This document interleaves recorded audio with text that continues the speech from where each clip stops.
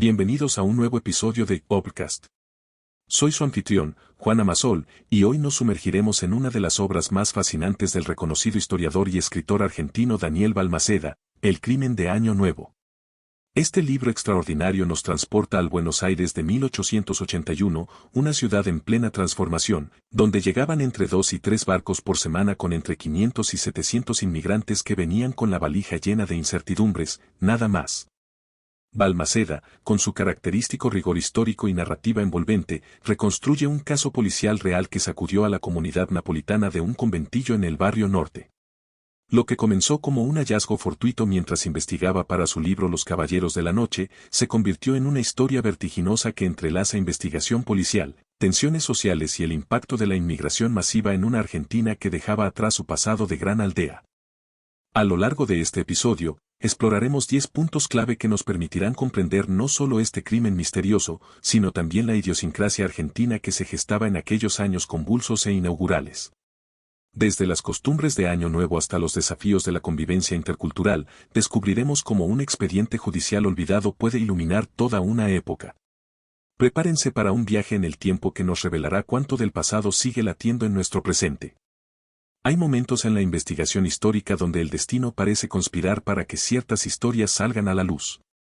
Esto fue exactamente lo que le sucedió a Daniel Balmaceda cuando, investigando material para su libro Los Caballeros de la Noche, se topó con un documento que cambiaría completamente el rumbo de su trabajo. La primera página del expediente hablaba de un anónimo que recibió el jefe de policía Marcos Paz. Decía que en un conventillo de la calle Paraguay y Uruguay había muerto alguien, pero que en realidad lo habían asesinado. Este hallazgo casual, pero no por eso menos significativo, nos recuerda cómo la historia argentina está llena de episodios esperando ser redescubiertos en archivos polvorientos y expedientes olvidados. Pensemos en esto, cada día, investigadores de todo el mundo se enfrentan a montañas de documentos, pero solo algunos tienen la intuición y la perseverancia necesarias para reconocer cuando un simple papel puede ser la puerta de entrada a una historia extraordinaria. En nuestro mundo digital actual, donde la información se acumula a velocidades vertiginosas, esta experiencia de Balmaceda nos enseña algo fundamental: las mejores historias no siempre están en los titulares, sino en los lugares donde menos las esperamos. El expediente no solo reveló un crimen, sino que abrió una ventana hacia el Buenos Aires de 1881, una ciudad que bullía con la energía de los recién llegados y las tensiones propias de una sociedad en transformación. Este descubrimiento fortuito se convirtió en el hilo conductor de una investigación que nos permite entender cómo se construía la Argentina moderna, un inmigrante a la vez, un conflicto a la vez, un crimen a la vez.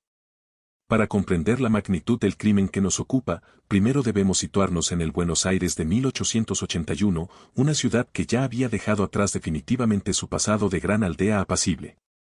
1880 es una época de mucha efervescencia, como señala Balmaceda, y esta efervescencia no era solo social, sino profundamente demográfica y cultural.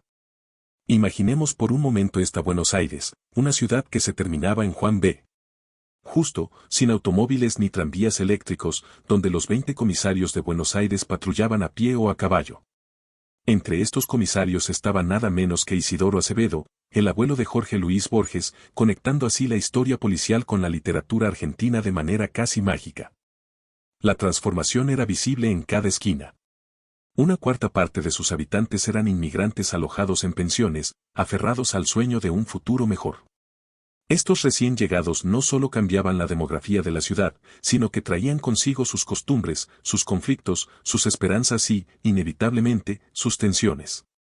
El contraste era dramático. Mientras algunos inmigrantes lograban establecer prósperos negocios y encargar modernas villas a arquitectos reconocidos, otros se hacinaban en conventillos, subsistiendo de trabajos eventuales o changas. Esta desigualdad, que puede parecernos familiar en nuestro presente, ya estaba gestándose en aquellos años fundacionales. Lo fascinante es cómo Balmaceda logra capturar esta ebullición a través de un caso policial específico. El crimen no ocurre en el vacío, sino en el corazón de esta transformación urbana, convirtiéndose en un espejo que refleja las complejidades de una sociedad que estaba aprendiendo a convivir con la diversidad. Una vez que el jefe de policía Marcos Paz recibió aquella carta anónima denunciando el crimen en el conventillo de Paraguay y Uruguay, puso en marcha la maquinaria investigativa de la época. La investigación quedó a cargo del comisario Pablo Tasso, un personaje que no era ajeno a los casos complejos y que representaba perfectamente el nuevo perfil del policía porteño de fines del siglo XIX. Tasso no era un investigador cualquiera. Como hemos visto en otros casos históricos documentados, él formaba parte de esa generación de comisarios que habían profesionalizado la fuerza policial porteña, alejándola de los métodos brutales del rosismo para acercarla a estándares más modernos de investigación criminal. En aquella época, Buenos Aires contaba con solo 20 comisarios que patrullaban la ciudad a pie o a caballo, y cada uno de ellos conocía su territorio como la palma de su mano. Lo fascinante del trabajo de Tasso en este caso particular es cómo logró desentrañar lo que Balmaceda describe como un crimen premeditado, donde decidieron hacerlo el 1 de enero por razones muy especiales.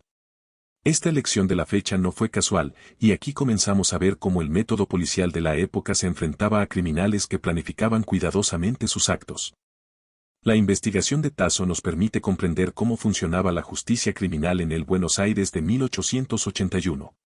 Sin las herramientas forenses modernas, sin comunicaciones instantáneas, sin bases de datos, los comisarios debían confiar en su capacidad de observación, en el conocimiento del barrio y sus habitantes, y en una paciente construcción de testimonios y evidencias.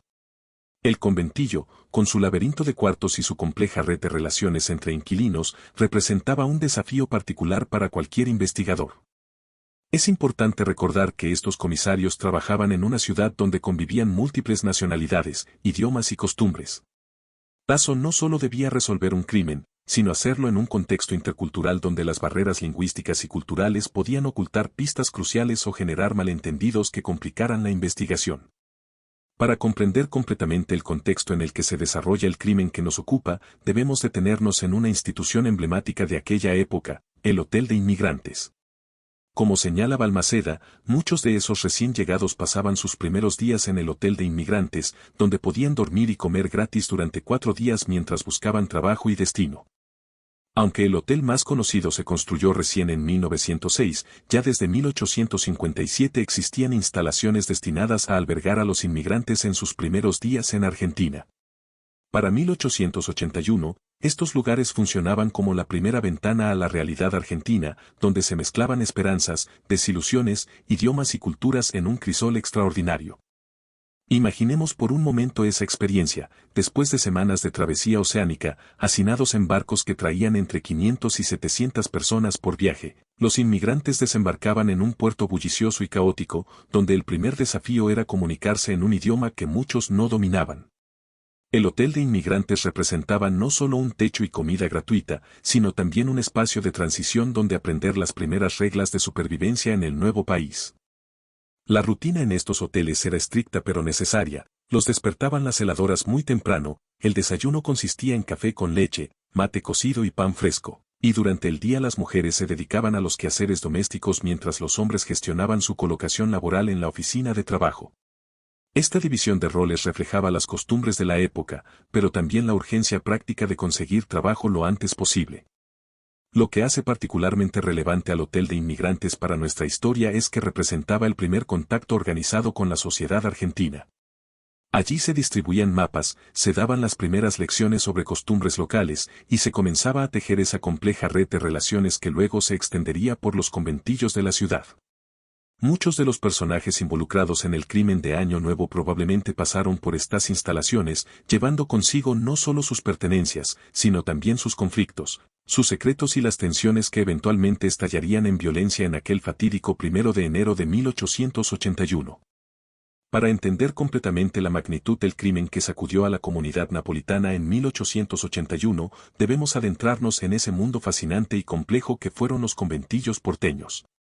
Estos edificios no eran simplemente viviendas, eran verdaderos microcosmos donde se concentraban todas las tensiones, esperanzas y conflictos de una sociedad en transformación.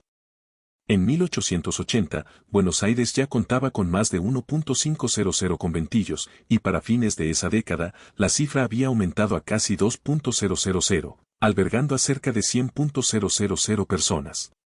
Estas cifras no son meras estadísticas, representan historias humanas de familias enteras hacinadas en habitaciones de pocos metros cuadrados, donde la privacidad era un lujo inexistente y los conflictos interpersonales se magnificaban por la proximidad forzosa.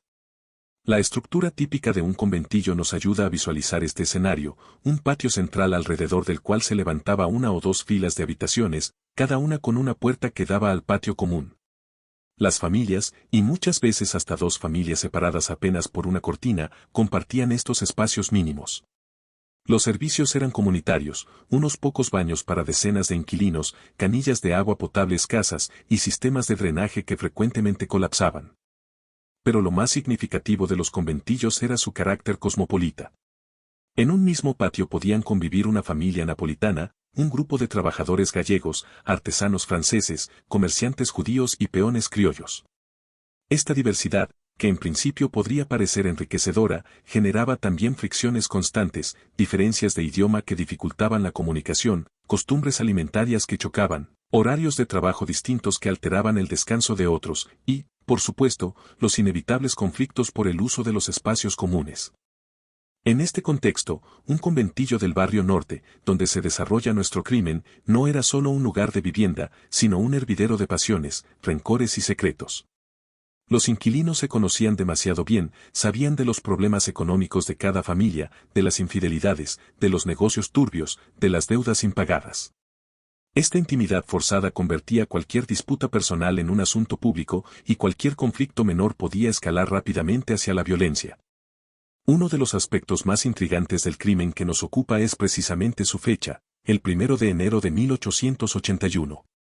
Como revela Balmaceda en sus investigaciones, decidieron hacerlo el 1 de enero por razones muy especiales, y para comprender estas razones, debemos sumergirnos en las costumbres de la época y en el significado particular que esta fecha tenía en el Buenos Aires inmigratorio. Lo primero que debemos entender es que el Año Nuevo no se celebraba como lo hacemos hoy. En aquella época, el Año Nuevo no se celebraba a la medianoche, explica Balmaceda, sino en la tarde del mismo día, con reuniones y comidas impulsadas por costumbres traídas por inmigrantes italianos y estadounidenses. Esta diferencia en los horarios de celebración no es menor, sugiere un momento del día en el que las actividades sociales estaban en pleno desarrollo, con las familias reunidas y los ánimos posiblemente alterados por las celebraciones. Para los inmigrantes italianos, el Año Nuevo tenía connotaciones particulares que traían desde sus regiones de origen. En Italia, esta fecha se asociaba con rituales de renovación, con la esperanza de dejar atrás las penurias del año anterior y con la posibilidad de un futuro mejor. Para quienes habían emigrado llevando sus sueños en la valija, esta celebración adquiría una dimensión aún más profunda, representaba la oportunidad de que sus sacrificios finalmente dieran frutos en el nuevo año. Pero también debemos considerar el aspecto más siniestro de esta elección temporal. El 1 de enero era un día en el que las rutinas normales se alteraban, en el que el consumo de alcohol era más frecuente, en el que las emociones afloraban sin los filtros habituales de la vida cotidiana. Era, paradójicamente, el momento perfecto para que los rencores acumulados durante todo el año explotaran en violencia. Además, existe una dimensión simbólica que no podemos ignorar. Cometer un crimen en el primer día del año era, de alguna manera, contaminar todo lo que vendría después. Era una forma de venganza que trascendía el acto criminal mismo, convirtiendo cada aniversario futuro en un recordatorio del horror. Para una comunidad como la napolitana, profundamente marcada por tradiciones y supersticiones, esta profanación temporal tenía un significado que iba mucho más allá del daño físico. El timín elegido por los criminales revela también una planificación meticulosa y un conocimiento íntimo de las costumbres de la víctima y su entorno.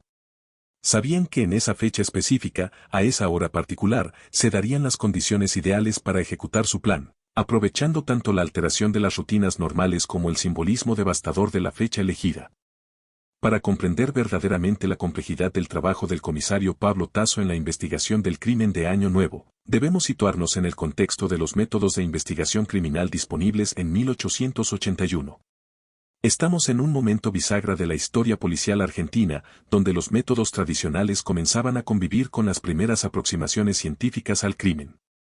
En aquella época, la investigación criminal se basaba fundamentalmente en tres pilares: la observación directa, el interrogatorio y el conocimiento profundo del territorio y sus habitantes. Los comisarios como Tasso eran, ante todo, conocedores íntimos de sus barrios. Sabían quién vivía en cada conventillo, conocían las dinámicas familiares, los conflictos vecinales, las actividades comerciales legales e ilegales. Esta proximidad les permitía detectar anomalías, cambios en las rutinas, presencias extrañas o comportamientos sospechosos. El procedimiento típico comenzaba con el relevamiento de la escena del crimen, pero sin las herramientas forenses que conocemos hoy. No existían análisis de huellas dactilares, estudios de sangre, fotografía criminalística o análisis balísticos. La evidencia física se limitaba a los objetos visibles, armas, ropas, documentos, dinero. La preservación de la escena del crimen era un concepto prácticamente inexistente, y muchas veces la evidencia se contaminaba por la presencia de curiosos, familiares o incluso otros policías. Sin embargo, es importante destacar que esta aparente precariedad metodológica se compensaba con una intuición policial desarrollada y un conocimiento sociológico profundo. Los investigadores de la época tenían que ser psicólogos empíricos, capaces de leer entre líneas en los testimonios, detectar mentiras, comprender las motivaciones criminales y reconstruir los hechos a partir de indicios mínimos. En el caso específico del conventillo de Paraguay y Uruguay, Tasso debía navegar un laberinto de testimonios en múltiples idiomas, desentrañar las complejas relaciones entre inquilinos de diferentes nacionalidades, y distinguir entre los conflictos cotidianos del hacinamiento y las verdaderas pistas que llevaran al asesino.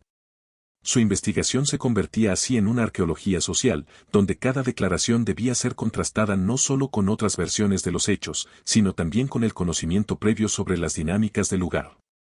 El crimen de Año Nuevo no solo debía ser investigado por la policía, sino también procesado por un sistema judicial que, al igual que la Argentina misma, estaba en pleno proceso de construcción y modernización. El año 1881 representa un momento particular en la historia de la justicia argentina, caracterizado por la transición entre las viejas prácticas coloniales y los nuevos códigos republicanos. La provincia de Buenos Aires había adoptado en 1878 el Código Penal elaborado por Carlos Tejedor, convirtiéndose en pionera de la codificación penal en Argentina. Este código representaba un avance significativo hacia la modernización del sistema judicial, estableciendo penas proporcionales a los delitos y eliminando muchas de las arbitrariedades del sistema anterior. Sin embargo, la implementación práctica de estas nuevas normas no siempre era sencilla, especialmente en casos complejos como un homicidio premeditado en un contexto multicultural.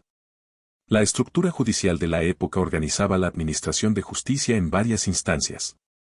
En la base se encontraban los jueces de paz, que no solo administraban la justicia menor sino que también cumplían funciones policiales.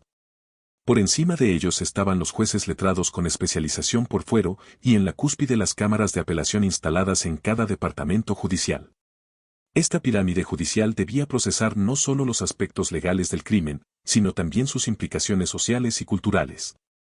Uno de los desafíos más complejos para el sistema judicial de 1881 era precisamente el carácter multicultural de muchos de los casos que debía resolver.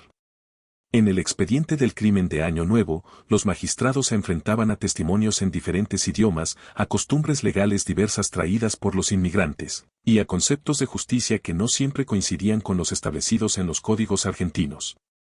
Los inmigrantes napolitanos, por ejemplo, traían consigo no solo su idioma y sus tradiciones, sino también sus propios códigos de honor y venganza. El proceso judicial también debía lidiar con las limitaciones probatorias de la época. Sin peritajes científicos, los jueces debían basar sus decisiones en testimonios que frecuentemente se contradecían, en pruebas circunstanciales y en la credibilidad de testigos que muchas veces tenían sus propios intereses en juego. La reconstrucción de los hechos se convertía así en un ejercicio de lógica jurídica donde la experiencia del magistrado era tan importante como la aplicación estricta de la ley. Este contexto judicial explica por qué casos como el crimen de Año Nuevo podían prolongarse durante meses, con múltiples instancias, apelaciones y recursos. No se trataba solo de establecer la culpabilidad o inocencia de los acusados, sino de construir un precedente en un sistema legal que estaba definiendo sus propias reglas mientras las aplicaba. Para comprender verdaderamente la magnitud del crimen que nos ocupa, debemos entender cómo los delitos de sangre impactaban en la sociedad porteña de 1881. En una ciudad que se transformaba vertiginosamente, los crímenes violentos no solo alteraban la paz de los barrios, sino que se convertían en catalizadores de debates más profundos sobre inmigración, integración social y orden público. La prensa de la época, aunque aún no había desarrollado el sensacionalismo moderno, ya comenzaba a otorgar un lugar destacado a los casos criminales. Diarios como La Prensa y La Nación, que se consolidaban como los grandes formadores de opinión pública, encontraron en los crímenes pasionales y los homicidios premeditados una forma de capturar la atención de sus lectores. Un asesinato en un conventillo napolitano no era solo una nota policial, era un símbolo de las tensiones que hervían bajo la superficie de la Buenos Aires cosmopolita. El crimen de Año Nuevo, con su carga simbólica particular, habría despertado especial interés no solo por su brutalidad, sino por lo que representaba sobre el choque cultural en los espacios de convivencia forzosa. Los conventillos, que ya eran objeto de preocupación por parte de las autoridades sanitarias y sociales, se convertían ahora en escenarios de violencia que alimentaban los temores de las clases más conservadoras sobre los riesgos de la inmigración masiva. La sociedad porteña de 1881 experimentaba lo que podríamos llamar los primeros síntomas de la modernidad urbana, el anonimato de las grandes ciudades, la convivencia de extraños, los conflictos derivados de la diversidad cultural. Un crimen como el de Año Nuevo funcionaba como una lupa que magnificaba todas estas ansiedades sociales, convirtiéndose en tema de conversación en los cafés del centro, en las tertulias de los salones elegantes y en las discusiones acaloradas de los propios conventillos. Además, estos crímenes tenían un efecto paradójico, mientras generaban rechazo y temor, también despertaban una fascinación morbosa que prefiguraba lo que décadas más tarde se convertiría en el género policial argentino. Las historias de crímenes reales, con sus enigmas, sus pasiones desbordadas y sus resoluciones judiciales, comenzaban a formar parte del imaginario popular, alimentando tanto la literatura como las conversaciones cotidianas de una sociedad que aprendía a convivir con la violencia urbana moderna. Al llegar al final de nuestro recorrido por el crimen de Año Nuevo, es imposible no reflexionar sobre el extraordinario trabajo de Daniel Balmaceda como rescatista de historias olvidadas y su contribución fundamental a la comprensión de nuestra identidad nacional. Con más de 20 libros publicados y una carrera que lo ha convertido en uno de los divulgadores de historia más importantes de Argentina, Balmaceda representa un modelo único de cómo se puede hacer historia accesible sin sacrificar rigor académico. Su método de trabajo es paradigmático. Mientras investigaba para Los Caballeros de la Noche, encontró casualmente el expediente que daría origen a el crimen de Año Nuevo. Este hallazgo fortuito ilustra perfectamente su filosofía como historiador. La historia no está solo en los grandes acontecimientos que conocemos, sino también en los documentos olvidados, en los expedientes empolvados, en las historias que quedaron en los márgenes de los libros tradicionales. Balmaceda pertenece a esa estirpe de historiadores narradores que entienden que los datos por sí solos no bastan, que es necesario recrear los contextos, imaginar las emociones, reconstruir los ambientes para que el pasado cobre vida. Su capacidad para convertir un expediente judicial del siglo XIX en una novela apasionante demuestra que divulgación histórica y calidad literaria no son conceptos antagónicos, sino complementarios. La importancia de su obra trasciende el ámbito puramente histórico. En un país como Argentina, donde las versiones oficiales de la historia han sido frecuentemente instrumentalizadas por el poder político, el trabajo de Balmaceda representa una democratización del conocimiento histórico. Sus libros llegan a lectores que jamás abrirían un manual académico, pero que a través de sus relatos descubren la riqueza y complejidad del pasado argentino. El crimen de Año Nuevo es, en este sentido, una obra emblemática. Toma un caso policial aparentemente menor y lo convierte en una ventana hacia toda una época. A través del homicidio en un conventillo napolitano, conocemos la Buenos Aires de 1881, comprendemos los desafíos de la inmigración masiva, visualizamos las condiciones de vida de los sectores populares y entendemos cómo se construyó la Argentina moderna. El legado de Balmaceda radica en su capacidad para demostrar que la historia no es un conjunto de fechas y nombres memorizar, sino un territorio fascinante poblado de seres humanos reales, con sus pasiones, conflictos, sueños y fracasos. Al rescatar historias como la del crimen de Año Nuevo, no solo preserva la memoria colectiva, sino que nos ayuda a comprender que los problemas del presente tienen raíces profundas en el pasado, y que conocer esas raíces es fundamental para construir un futuro mejor. En conclusión, el crimen de Año Nuevo de Daniel Balmaceda nos brinda mucho más que una simple historia policial del siglo XIX. A través de su meticulosa investigación y narrativa envolvente, el autor logra rescatar del olvido un episodio que ilumina las complejidades de la Argentina en formación, mostrándonos cómo los ecos de aquel Buenos Aires de 1881 siguen resonando en nuestro presente. La historia de este crimen en un conventillo napolitano nos enseña que los desafíos de la convivencia intercultural, las tensiones sociales producto de la inmigración masiva, y la construcción de una identidad nacional diversa, no son fenómenos exclusivos de nuestro tiempo. Ya en 1881, en las calles Paraguay y Uruguay, se estaba escribiendo el ADN de lo que sería la Argentina moderna.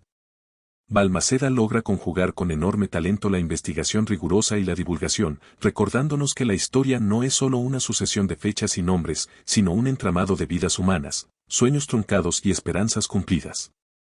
Su capacidad para rescatar con maestría historias reales y vertiginosas a partir de documentos olvidados nos demuestra que cada expediente judicial, cada carta perdida, cada testimonio silenciado puede ser la llave que abra una comprensión más profunda de quiénes somos. El libro nos invita a reflexionar sobre cómo las crisis, los crímenes y los conflictos del pasado pueden ayudarnos a entender nuestro presente. En una época donde los debates sobre inmigración, integración cultural y justicia social siguen siendo centrales, el crimen de Año Nuevo nos ofrece una perspectiva histórica invaluable que trasciende el simple entretenimiento para convertirse en una herramienta de comprensión social. Para terminar, queremos enfatizar, como lo hacemos en cada episodio, que este ha sido solo un breve vistazo al brillante libro El crimen de Año Nuevo, de Daniel Balmaceda. A pesar de que hemos destacado las ideas centrales, nada puede compararse a leer la obra completa y absorber la profundidad de la investigación histórica y la maestría narrativa de este reconocido autor argentino. Por eso, te recomendamos que le des una oportunidad a este libro tan estimulante. En la descripción encontrarás un enlace para conseguirlo. Recuerda siempre que el conocimiento más valioso viene de los libros enteros, no solo de los resúmenes. Esta es una lectura indispensable para todo aquel interesado en comprender las raíces de nuestra identidad nacional. Hasta el próximo episodio.